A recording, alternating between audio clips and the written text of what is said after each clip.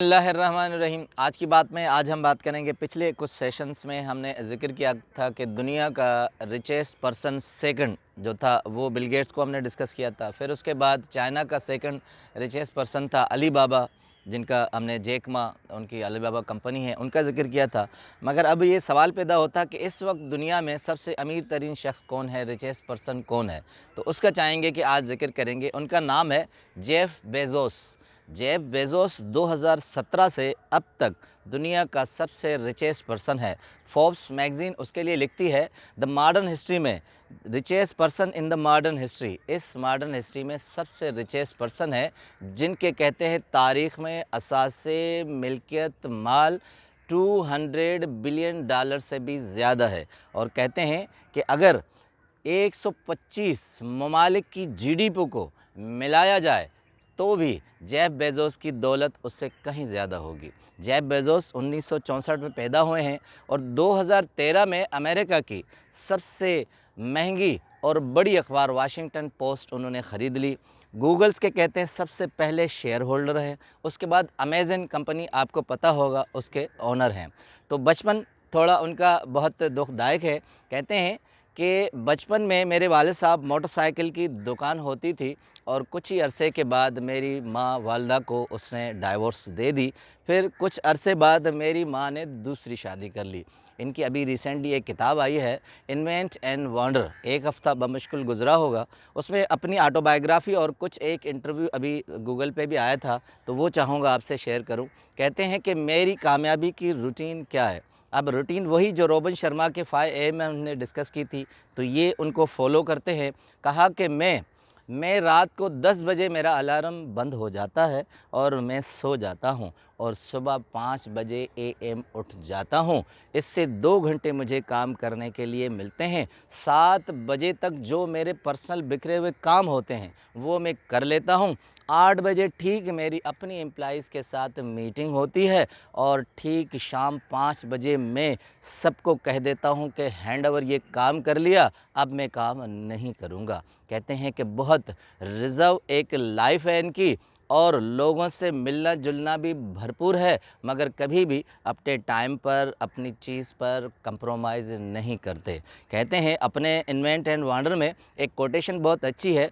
कहते हैं काम को अपने ऊपर सवार मत करो, आप काम के ऊपर सवार हों। जिस तरह एक शह सवार घोड़े के ऊपर सवार होता है, अगर काम आपके ऊपर सवार हो गया तो 2 कदम भी चलना आपके लिए 2 बार हो जाएगा।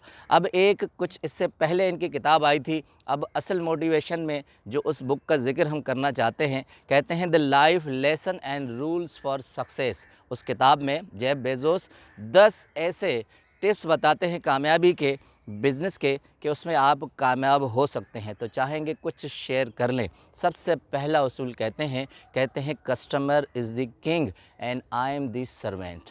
कस्टमर, ग्राहक जो भी होता है वो बादशाह होता है। बादशाह जिस तरह भी हुक्म सादिर करे आप उसको फॉलो करें, आप इस तरह फॉलो करें जैसे आप उसके सर्वेंट हैं, नौकर हैं।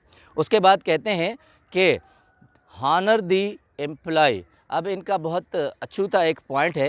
कहते हैं जब तक आप एम्प्लॉय को हॉनर नहीं देंगे तब तक एम्प्लॉय आपको आउटपुट नहीं देगा। एक और पॉइंट आपसे शेयर करूं कि जेफ बेज़ोस की खूबी है कि दुनिया में बहुत लंबी एम्प्लॉयमेंट, बड़ी एम्प्लॉयमेंट उन्होंने रखी है।